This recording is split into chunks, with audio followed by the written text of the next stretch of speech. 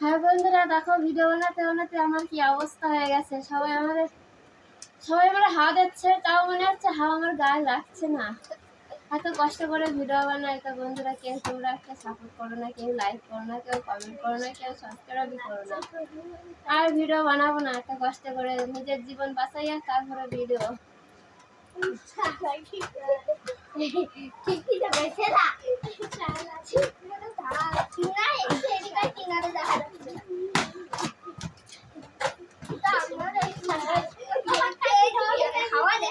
সবাই আমাকে হা কর, তাড়াতাড়ি মরে গেলাম।